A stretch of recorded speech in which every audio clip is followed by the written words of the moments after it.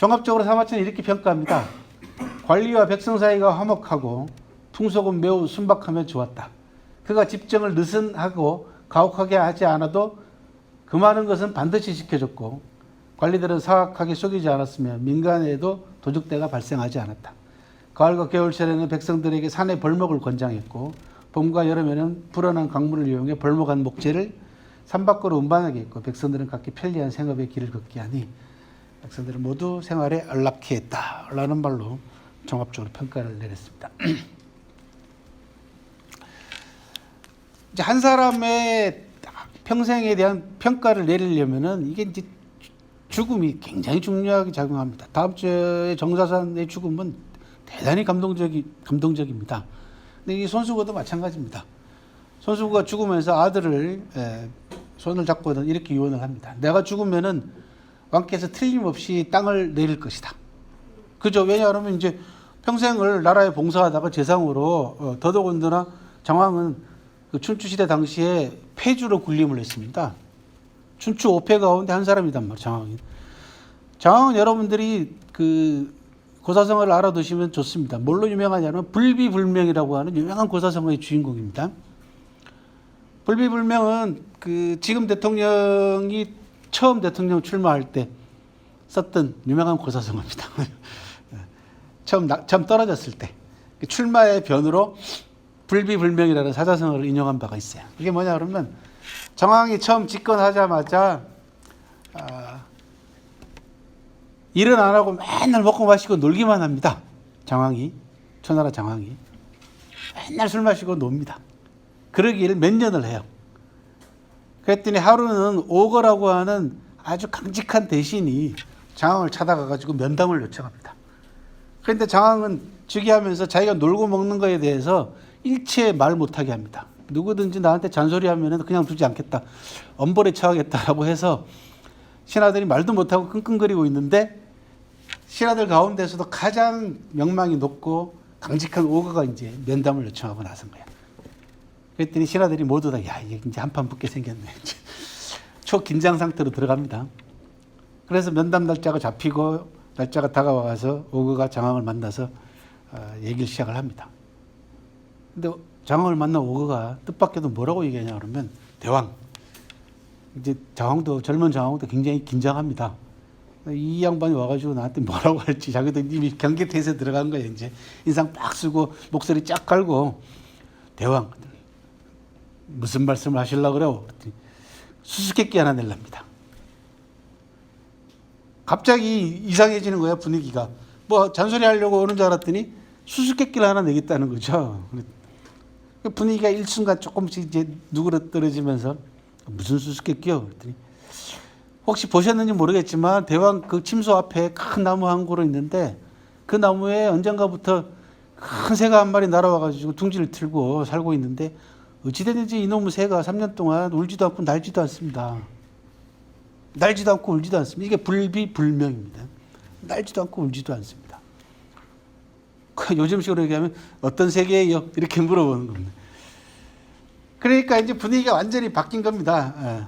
이게 윗사람한테 충고하고 직언할 때도 이게 요령이 필요합니다. 그래서 이런 공부를 해놓으시면은 도움이 많이 됩니다. 그죠? 이때 중요한 건 뭐냐? 이게 리더가 그걸 알아먹어야 된다. 아니, 못 알아먹으면 방법이 없어. 그죠? 그때 장왕이 무슨 말씀인지 알았어. 물러가 계십시오. 라고 얘기를 합니다. 그러면서 물러가는 이 오고 뒤에다가 대고 뭐라고 얘기하냐면 그 새가 어떤 새인지 모르겠지만 일비충천이요. 일명경인 할 것이요. 라고 얘기를 합니다. 일비충천. 한번 날았다 하면 하늘을 찌를 것이고 한번 울었다 하면 세상 사람을 깜짝 놀라게 만들 새. 이게 뭐라고 얘기하냐 그러면 기를 교환한다라는 겁니다. 이게 서로 이게 이제 바둑에서 고수들이죠. 이게 바둑 고수들은 보면은 한 수를 둘 때 몇십 수를 또는 뭐 백수 앞까지 내다보고 두잖아요, 그죠? 그러면은 상대 또 똑같은 고수면은 그 수를 읽어내야 되는 거 아니에요. 그러니까 이렇게 얘기를 하면은 오거가 이야기한 뜻을 장왕도 알아차렸기 때문에 그렇게 대답하는 겁니다. 그러니까 오거는 다 회심의 미소를 지으면서 돌아갔죠, 그죠? 그렇게 해서 떨치고 일어나가지고 초나라를 개혁함으로써 초나라를 일약 초인류 강대국으로 만든 사람이 장왕이고 그 장왕을 보좌한 사람이 바로 손수고라는 사람입니다. 근데 문제는 뭐냐 그러면 3년 동안 이 사람은 그러면 맨날 먹고 마시고 놀던 사람이 갑자기 사람이 확 바뀌었나? 사람은 좀처럼해서 안 바뀌는 거 아시지 않습니까? 그죠? 그러니까 장왕의 3년이라는 건 뭐냐 그러면은 기다리는 겁니다. 또 뭘 기다리냐? 기회를 기다리는 거죠. 두 번째는 그냥 기다리는 것이 아니고 초나라의 상황을 면밀하게 살피면서 기다린다. 근데 기다리는데 인상 팍 쓰고 맨날 뭐 보고서 올리게 해서 살피면 그거는 그렇게 기다리는 거는 기다리는 게 아닙니다. 그러면 벌써 이 기득권 세력들이나 수구 꼴통들은 다 준비하고 다 대비한단 말이죠. 그러니까 상대편으로 하여금 경계심을 늦추게 만드는 방법이죠. 그럼 맨날 막 먹고 마시고 노는 거죠. 예. 그러면 상대가 처음에 하루 이틀이지 처음에는 저 왜 저러는가 싶다가 좀 지나면은 이제 마음을 놓는 거죠. 아, 저 일 안 하는구나. 원래 기득권 세력들이 제일 좋아하는 건 뭐냐 그러면 일 안 하는 리더를 제일 좋아합니다. 예. 왜냐하면 그대로 유지하니까 그죠. 예. 한 3년 정도라는 거는 그들이 마음을 놓을 때까지죠. 어느 정도. 그리고는 누구하고 일을 할 것이며 누구는 내쳐야 될 것인가 이런 걸 살피는 기간입니다. 이게 중국 사람들입니다. 원래 고유하게. 심지어 3년은 그냥 기본 숫자고 3자 좋아하니까 중국도요. 9년 불원도 있습니다. 어떤 임금 가운데는 9년 동안 말하지 않고 맨날 먹고 마시고 노는 임금도 있어요. 그 정도로 중국 역대 지도자들의 뛰어난 지도자들의 자질들은 항상 자기의 속내를 감추고 준비하고 기다리고 살피는 이게 굉장히 중요합니다. 그게 78년도 등소평이 개혁개방을 표방하면서 대외교 전략으로 내세웠던 유명한 도광양회라는 겁니다. 도광양회는 빛을 감추고 어둠 속에서 실력을 기른다라는 뜻입니다.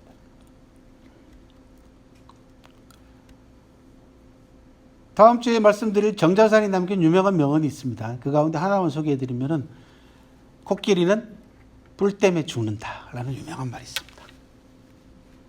그죠? 코끼리는 뿔 때문에 죽습니다. 여기 뿔이 튀어나와 있기 때문에 뿔이 몸속에 들어가 있으면 안 죽어요. 이 코끼리를 잡는 이유가 뭐냐면 이 뿔 때문에 잡는 거 아니, 상아 때문에 잡는 거 아닙니까? 코끼리는 상아 때문에 죽는다는 거예요.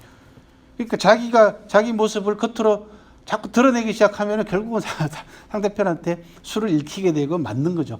근데 개혁개방을 이제 막 시작하면서 큰 소리 치고 자기 자신 실력 막 보여주겠다고 뻐기고 까불고 그러면은 미소를 비롯해서 강대가로부터 두들겨 맞는 거죠. 이걸 30년 동안 유지한 겁니다. 30년을. 장장 30년을요. 후진타오 때까지 거의. 그리고 시진핑 때 들어와가지고 대국 굴기를 하는 거죠. 중국 굴기를 하는 겁니다. 이제는 떨치고 일어나겠다는 거죠. 그래서 중국 사람들하고 비즈니스 하거나 중국 사람들하고 교류할 때는 이런 부분들을 제대로 인식하지 못하고 그냥 우리 기분대로 했다가 다 망하는 거죠. 다. 우리나라 기업인들이 실패하는 대부분의 이유 중에 하나가 그겁니다. 이겁니다. 제대로 알지 않고 들어가는 거죠. 그래서 제가 오죽했으면 유튜브를 하면서 좀 알자 중국 그렇게 이름을 붙였겠습니까? 그죠? 아무튼 간에 나라를 위해서 평생을 봉사한 사람이니까 죽으면은 당연히 상을 내립니다. 우리가 훈장을 내리듯이 그죠? 왕께서 봉지를 내릴 텐데 이게 또 안 받으면 또 그것도 무례예요. 절대로 좋은 땅은 받지 마라. 초나라하고 월나라 경계 지점에 침구라고 하는 땅이 있는데 그 땅을 달라 그래라. 아직도 그러면은 그 땅은 근근히 네가 계속해서 유지할 수 있을 거다. 왜 그러냐? 너는 좋은 땅을 받아봐야 받을 자격도 없고 첫 번째 아들 잘하는 거죠. 두 번째 그 땅을 유지할 만한 능력도 가지고 있지 못하다. 자칫 잘못하면 집안 전체가 문제가 발생하니까 좋은 땅을 갖게 되면 결국 그 안에 돈도 많이 생기죠. 그죠? 그러면 권력도 생기고 하다 보면 나중에 자질이 떨어지는 자식들이 그 임칙서라는 유명한 청나라 때 유명한 그 아편을 태웠던 유명한 충신이 있지 않습니까? 임칙서는 뭐라고 얘기했냐면 자식에게 재산 물려주지 마라 라고 얘기를 합니다. 그 누군가 왜요? 그랬더니 못난 자식에게 재산을 물려주면 그 자식이 그 돈을 가지고 더 타락할 것이고 잘난 자식이라면 지가 알아서 다 될 텐데 뭐하러 재산을 물려주느냐. 나태하게 만든다는. 또 똑똑한 아들은 그 재산 때문에. 이게 능력이 안 되는 자식이 좋은 땅을 많이 물려받아 놓으면 나중에 이건 아까 말씀드린 손수구의 기본 철학이 뭡니까? 시기, 질투, 원한 이거 세 가지를 피하고 살아는 사람이지 않습니까? 그래서 나중에 뭐라고 얘기해? 아직도 그 봉지를 잃지 않고 있다라고 얘기한 거죠. 왜 이게 못 건드리거든요. 그냥 조금 나는 걸로 먹고 사는 거예요. 그죠? 그나마 근근히 집안 유지할 정도의 생계 유지할 정도의 땅이니까 누구 건드리지도 않아요. 왜? 척박한 땅이거든요. 그렇게 해서 후손을 보존한 겁니다. 이게 후손의 자질이 뛰어나느냐 못하느냐 부모가 잘 알지 않습니까? 부모가 그런 점을 고려해서 이게 물려줄 거냐 말 것이냐 이런 것도 고민을 사실 하라는 거죠. 뭐 재산들 없으시니까 걱정 없으시죠? 자, 손수구의 유언과 관계되어 있는 동영상을 하나 보시겠습니다. 그 사이 저는 물도 좀 마시고.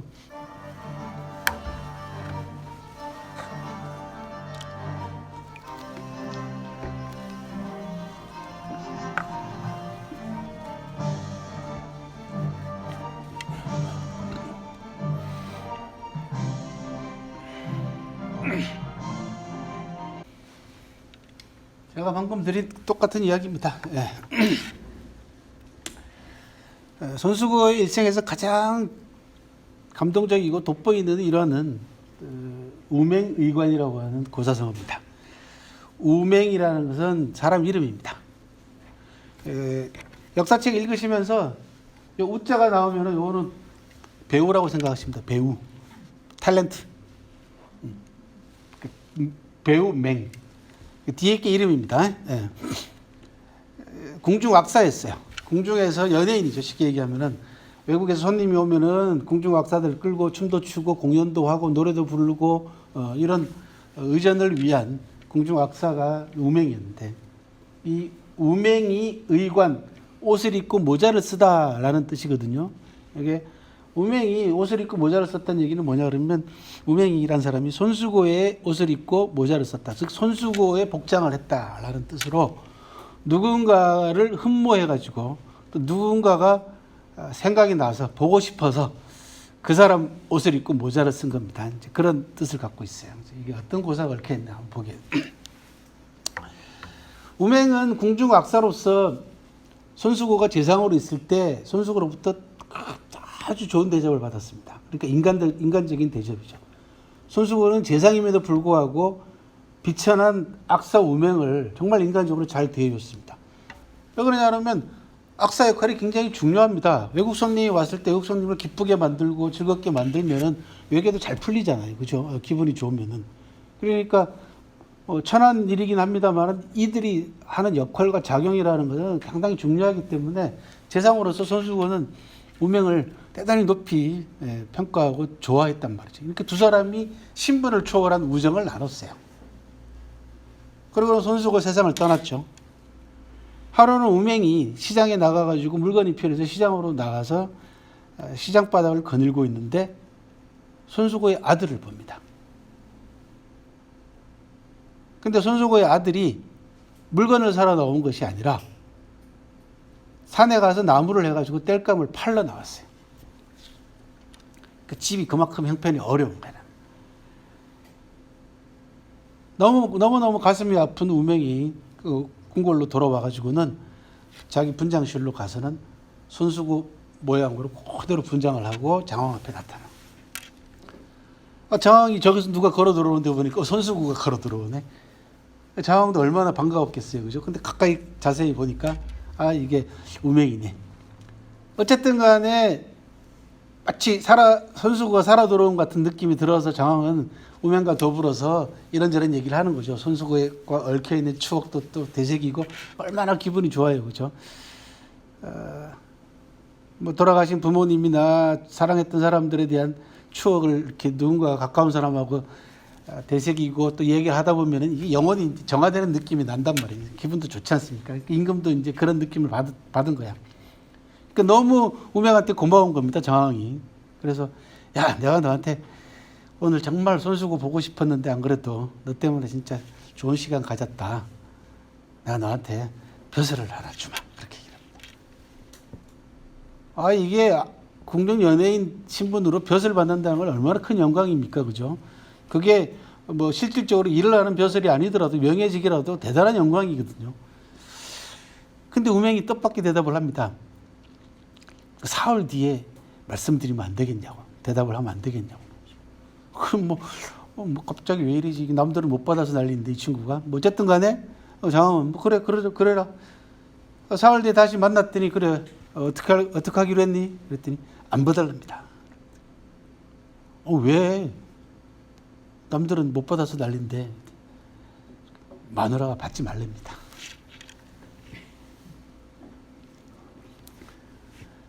왜? 그랬더니 그 자리에서 우명이 춤을 추면서 노래를 하나 부릅니다. 유명한 이제 우명의 청렴가라고 하는 노래입니다. 제목은 제가 붙인 거고요. 노래 제목은 없습니다. 자, 이 노래 제 가사야. 탐광오리는 해서는 안 되는데도 하고 청백리는 할 만한데도 하는구나. 탐광오리가 되면 안 되는 것은 추하고 비천해서인데 그래도 하려는 까닭은 자손의 배를 불릴 수 있기 때문이지. 청백리가 되려는 것은 고상하고 깨끗해서인데 그래도 하지 않으려는 것은 자손들이 배를 골기 때문이라네. 그대여 초나라 재상 손수고를 보지 못했는가 라고 노래를 부릅니다. 이 장황에 듣고 보니까 뭔가 사연이 있는 것 같거든요. 그래서 물어보니까 야차자차해서 이차저차합니다. 그래서 손수고 집안을 또 돌봐주게 했다라고 하는 그런 일화가 남아 있습니다. 이렇게 해서 손수고는 중국 역사상 최초의 청백리, 청렴의 대명사이자 표본으로 역사의 기록을 남기게 됩니다. 그래서 역대 유명한 사람들이 이런 얘기들을 남겼습니다. 유능한데 재물이 많으면 그 의지가 손상되기 쉽고 어리석은데 재물이 많으면 잘못만 들어갈 뿐이다 라고 하는 한나라 때 소광이라는 사람이 재물을 자손들에게 어떻게 할 것인가 라는 문제에 대한 이야기들을 하고 있고요. 자손이 나와 같으면 돈을 남겨주어 못하겠는가 라는 말은 임칙사 아까 말씀드린 그 얘기를 하면서 그렇게 얘기를 했고요. 제갈량은 손수고는 마차를 3년이나 타면서 마차를 끄는 말이 암컷인지 수컷인지 몰랐다. 참 훌륭한 사람이다 라는 말로 제갈량도 청백리의 대명사입니다. 여러분들은 이제 제갈량을 되게 삼국지에서 신출귀몰한 인물로 알고 있지만은 역사 속의 제갈량은 아주 대단히 깔끔하고 아주 결백한 사람입니다. 출사표라고 하는 천하의 명문을 이제 남기면서 그 속에서 자기가 중국 역사상 최초로 재산 신고를 합니다. 공직자 재산 신고 제1호입니다. 역사상. 자기 집 이야기하고 밭은 얼마나 있고 뭐 이런 얘기를 쭉 해요. 그런데 제갈량이 죽고 난 다음에 제갈량의 재산을 다시 조사를 해보니까 땅은 단 한 뼘도 늘지 않았고 집의 재산도 돈도 단 한 푼도 늘어난 바가 없는 걸로 조사가 됐습니다. 그래서 제갈량 하면은 중국 역사상 최고의 청백리 가운데 한 사람이죠. 그리고 제갈량에 관해서는 여러분들이 삼공이라고 하는 단어를 좀 알아두시면 좋겠습니다. 제갈량은 관리로서 벼슬을 하는 사람으로서 공자가 들어가는 3개의 단어를 평생 자기 자신의 삶의 원칙으로 또 벼슬을 하는 관직 수행의 원칙으로 삼았습니다. 첫 번째 공개, 뭐든지 공개하는 겁니다. 두 번째는 공정, 세 번째는 공평입니다. 삼공이라고 합니다. 그래서 제갈량이 누군가에게 상을 주면은 어느 누구도 시기하거나 질투하는 사람이 없었으며, 되게 이제 상 받으면 옆에서 질투하는 경우들이 많잖아요, 그죠? 저기 받을 만한 사람이 받는가, 뭐 이런 것들 대한 의심도 있고, 또 괜히 또 부럽고, 그죠? 이런 거잖아. 제갈량이 벌을 줘도 어느 누구 한 사람 원망하는 사람이 없었다. 라는 거죠. 받아야 될 사람한테 상을 준 것이고 처벌을 당해야 될 사람한테 처벌을 줬기 때문에 원망하지 않았다. 이런 삼공의 원칙에 입각한 그래서 만고의 충절이라고 합니다. 제갈량은. 그리고 중국 사람들이 가장 사랑하는 사람입니다. 그러니까 중국 역사상 존경을 받는 사람이 여러 사람이 있는데요. 여러분들 관우 같은 경우는 이제 신이 됐잖아요. 이제 산인물로서 신이 됐어요. 이제 외경이라고 합니다. 약간 두렵기도 하고 존경하기도 하는 사람이죠. 하지만 인간적으로 이건 좀 거리가 멀잖아, 그렇죠? 그 다음에 공자 같은 경우는 이제 무 쪽에서는 관우가 신으로 초왕을 받았다면 문 쪽에서는 공자님이 성인이잖아, 지성이라고 하잖아요, 그렇죠? 그래도 멀죠, 인간적으로는.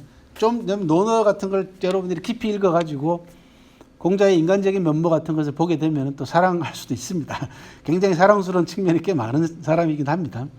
굉장히 유머 감각도 뛰어났던 사람이고. 그런데 사랑하는 사람도 있어요. 일반 백성들이. 이게 제갈량 같은 사람들입니다. 그러니까 죽는 순간까지도 혼신의 힘을 다하다가 깨끗하게 죽은 사람들, 이런 사람들 사랑합니다. 그러니까 중국의 공산당 지도자들 가운데서도 중국 인민들이 가장 사랑하는 사람, 추앙하는 사람은 마오쩌둥이지만, 모택동이지만 가장 사랑하는 사람은 주울레입니다.周恩来입니다. 제갈량하고 거의 비교를 많이 하거든요.周恩来는 뭐 평생 자식도 없었고 가진 것도 아무것도 없었고, 그 다음 죽으면서 자기 자신의 시신을 화장해서 뼈가루를 비행기에서 뿌려달라고 했어요. 조국 산하에 뿌려달라고 유언해서 간 사람이죠. 이런 뿌리들이 있기 때문에 그 뿌리를 거슬러 올라가면 오늘 이제 여러분들한테 소개해드린 손수구하고 닿는다는 거죠.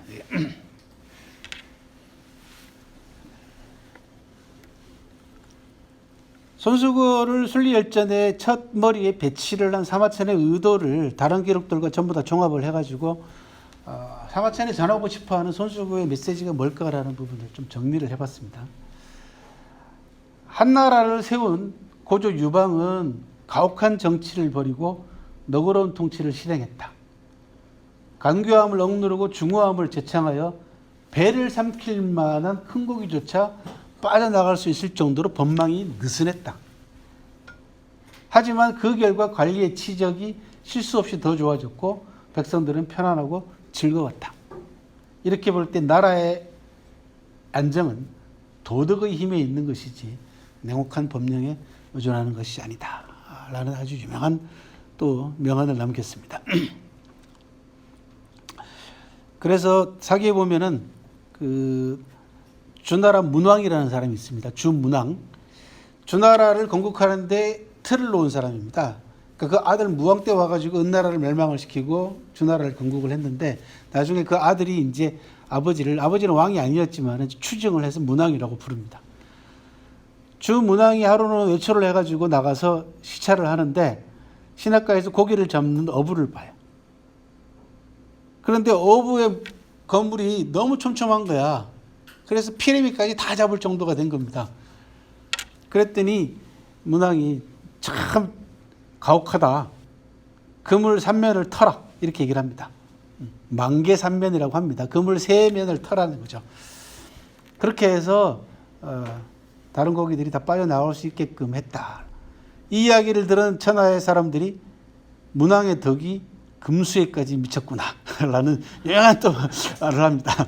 심승에까지 미쳤구나. 거기서 나온 유명한 단어가 법망과 덕망이라는 겁니다. 법의 그물과 덕의 그물이라는 겁니다. 그래서 이 만개삼면은 어부의 그물도 아니고 법의 그물도 아닌 문왕이라는 사람이 덕의 그물을 얘기를 합니다. 덕망이라고 얘기를 합니다.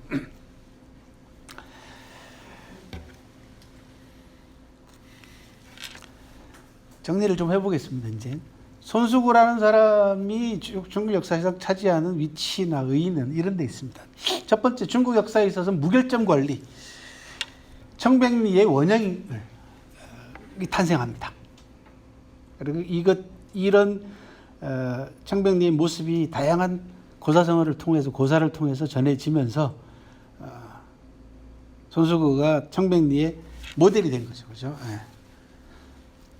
두 번째는 리더의 질과 성과와 평가를 결정하는 진정한 조력자의 모습이 어떤 모습이 가장 이상적인가라는 부분도 또 손수구가 보여줍니다. 아까 보셔서 알겠지만 손수구는 백성들을 불편하게 하는 여러 가지 정책들을 장황하게 직접 가가지고 그저 다른 방법으로 돌려서 다른 방법으로 시행하게 만드는 또 그런 인물이기도 했고, 그리고 정왕은 이제 전쟁을 많이 한 사람입니다. 패주가 되기 위해서는 무력으로 다른 나라에게 시위하거나 다른 나라를 정복을 했기 때문에 내정이 중요하잖아요. 안살림이 안정되게 계속 유지가 돼야만이 바깥에 나가가지고 열심히 자기가 하고 싶은 일을 할 거 아닙니까? 그 안의 내부를 누가 단속시켜주고 누가 제대로 끌고 가느냐는 핵심 관건입니다. 특히 한 나라, 한 조직이 외부를 향해 가지고 조직의 힘을 키우거나 조직을 등치를 키우거나 이럴 때는 안이 제일 중요합니다. 아시다시피 그죠? 그런 점에 있어서 손수호라는 사람은 최고의 참모의 모습을 보여주는 거죠.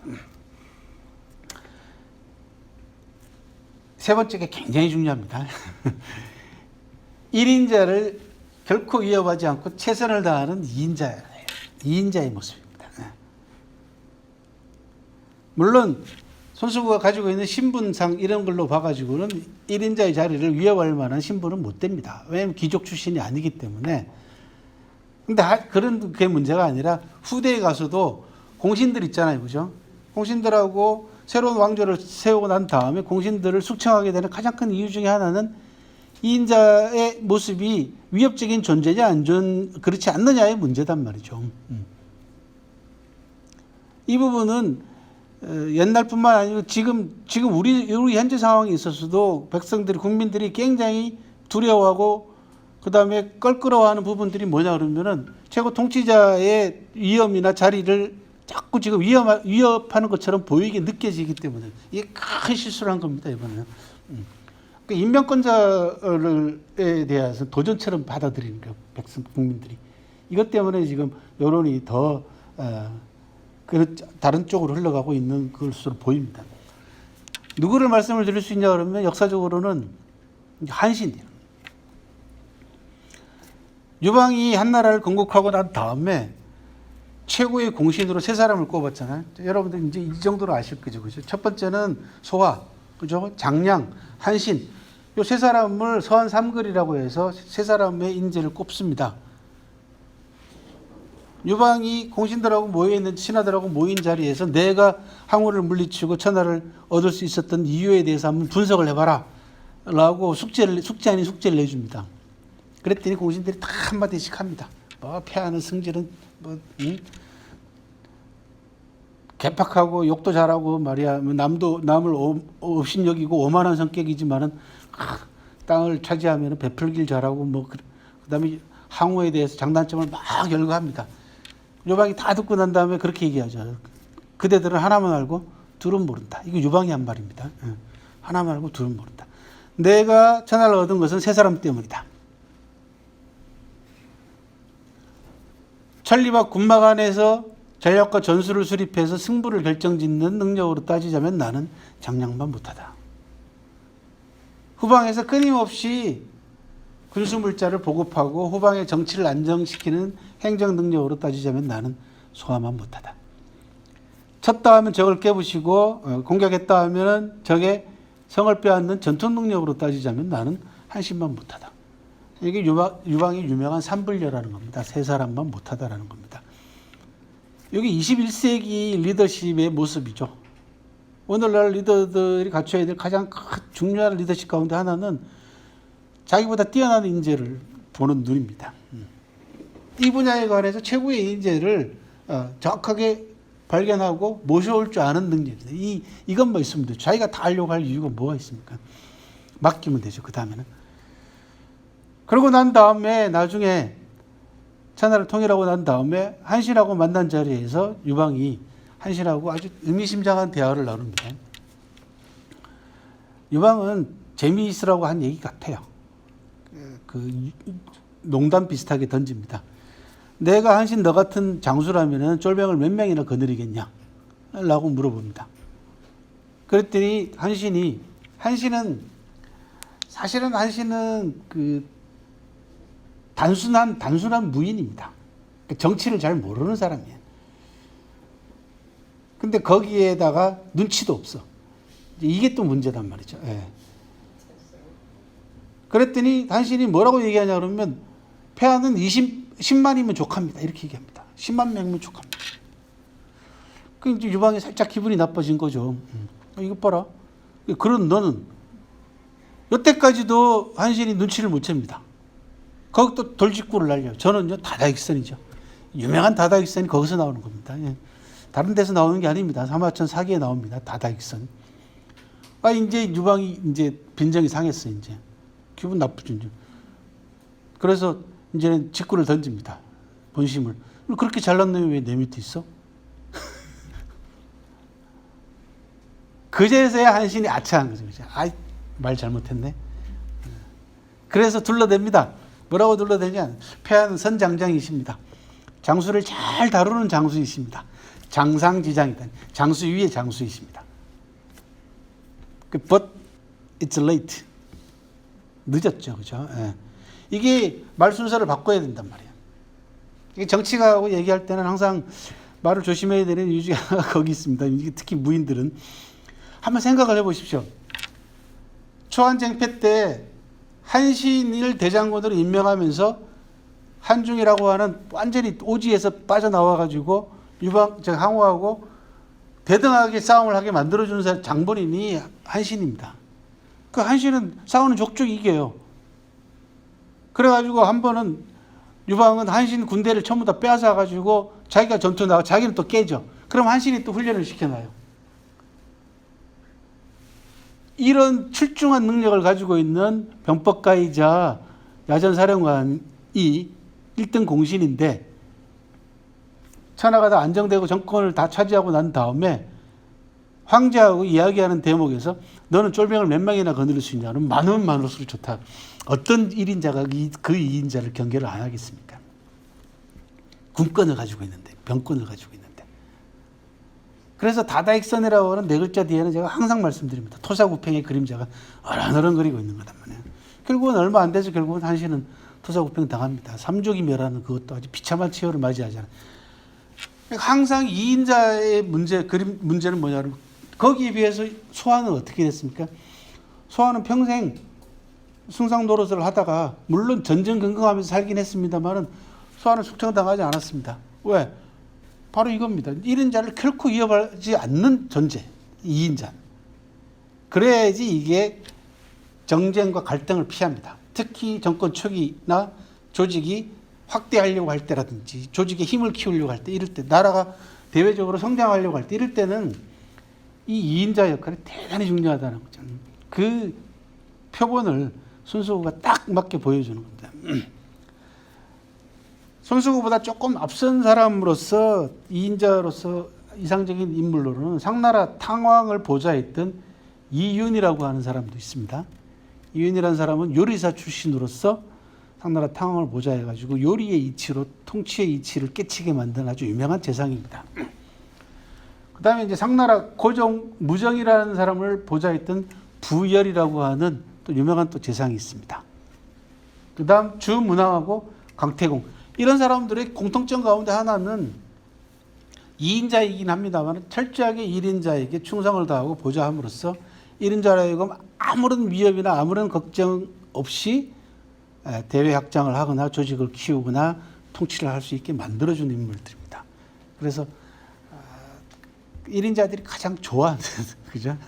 가장 좋아하는 스타일이 이 손수구 같은 스타일입니다. 그리고 이 손수구가 남겨놓은 족적은 초나라 장왕이 남겨놓은 족적보다 훨씬 더 울림이 크게 남겨져 있습니다.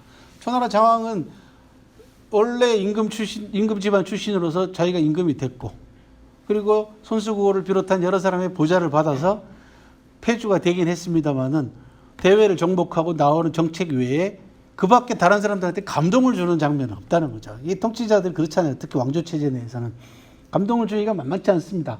3년 불안은 감동을 주는 게 아니잖아요. 감동이 아니라 조직을 이끌어 나가는 사람들이 배울 수 있는 요령을 가르쳐 주는 거죠. 굉장히 좋은 요령을 가르쳐 주는 것 중에 하나지만 손수구가 남겨놓은 건 전부 다 감동을 주는 일화들이 남겨있죠. 어렸을 때 일화부터 시작해서 마지막 유언에 이르기까지 그늘이 크다라는 거죠.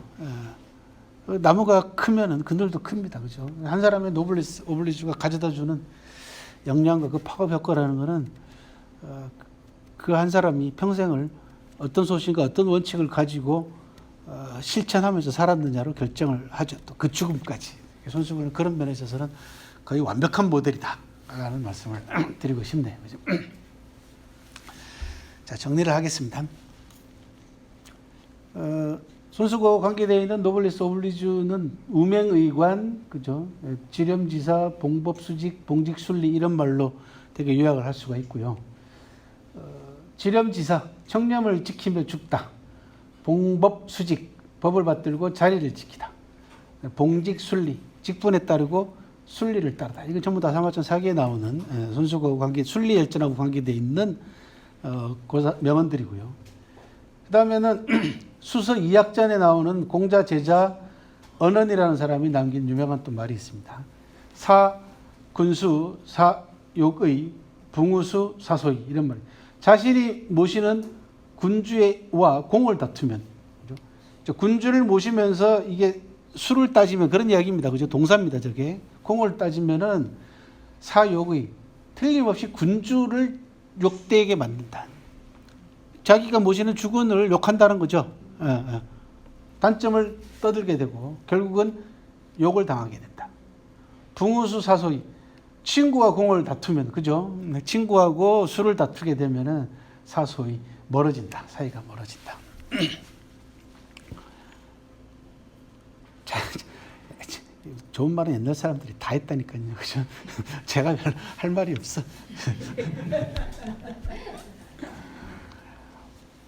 명나라 때 사람이 평려양이라는 사람의 목계용담이라는 그래요. 자다기명 기명부족, 자다기능 기능부족이다. 자신의 명성을 떠벌리는 사람은 도리어 그 명성의 부족함을 증명하는 것이고 자신의 재능을 자랑하는 사람은 반대로 그 능력이 없다는 것을, 부족하다는 것을 보여주는 것이다. 참 어렵게 얘기합니다. 간단하게 얘기하면 빈수레가 요란하다. 그죠? 빈 깡통이 시끄럽다.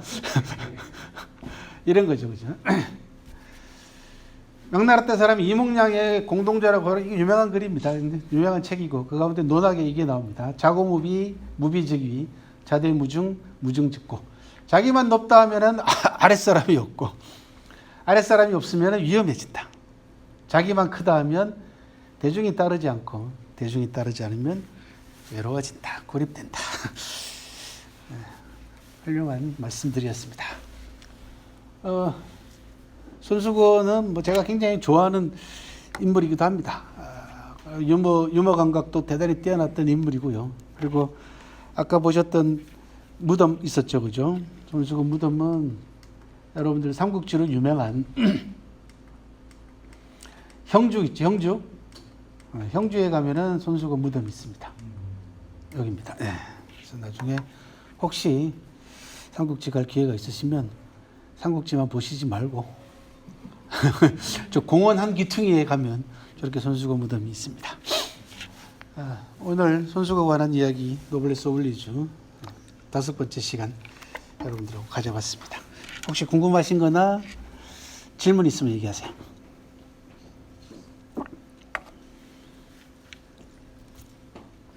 악마라고 승마를 몰랐단 말이 무슨 뜻입니까? 신경 안 썼다는 얘기입니다. 내가 타고 다니는 말이 수컷인지 암컷인지 그걸 몰랐다는 얘기죠. 그냥 나라에서 주는 대로 받아서 썼다는 거죠. 그 좋은 말인지 이게 나쁜 말인지 뭐 이게 몇 cc짜리인지 뭐 그거 신경 안 쓰고 그런 티커를 저도 탔다는 얘기입니다. 쉽게 얘기하면. 궁금한 거 있으면 질문하세요. 이게 굉장히 제 딴에는 굉장히 쉽게 여러분들한테 얘기한다고 애를 쓰지만은 사실 오래전 이야기고 다 한자들이고 한분들이라서 들을 때는 그럴듯하다 얘기 들리시지만 돌아서면 잊어버리신다고. 그래서 궁금한 걸 얘기를 하세요.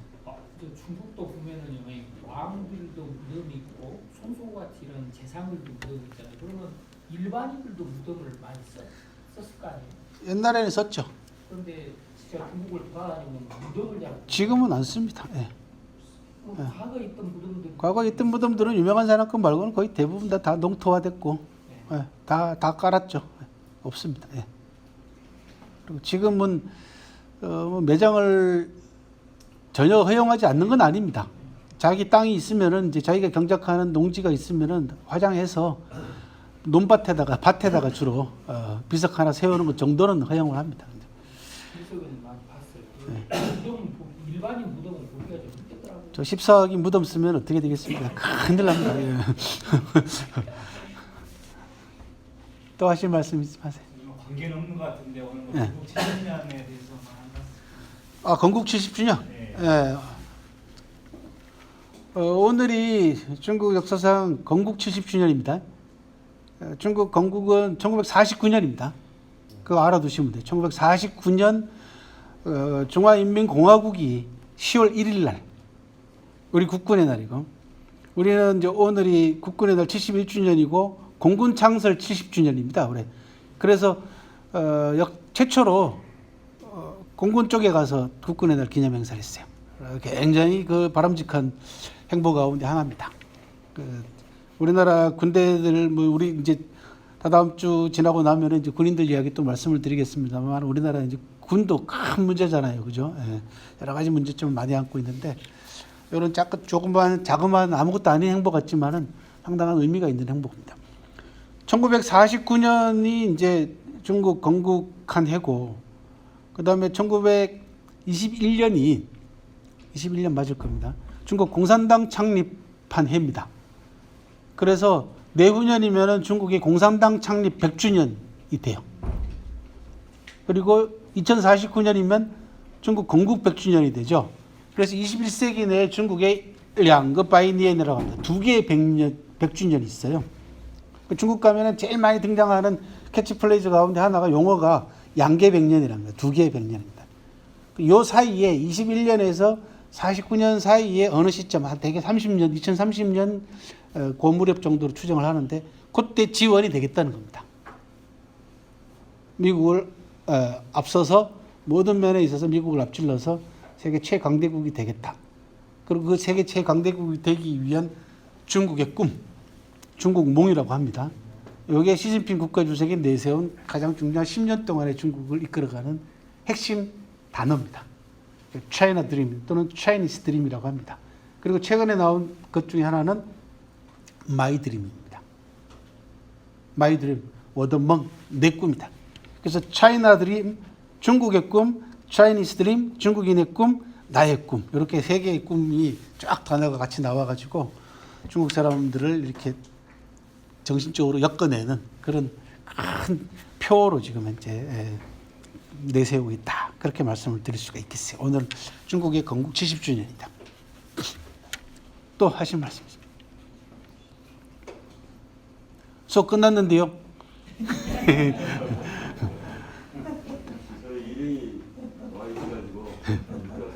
네, 다음 주에 뵙겠습니다. 수고 많이 하셨습니다.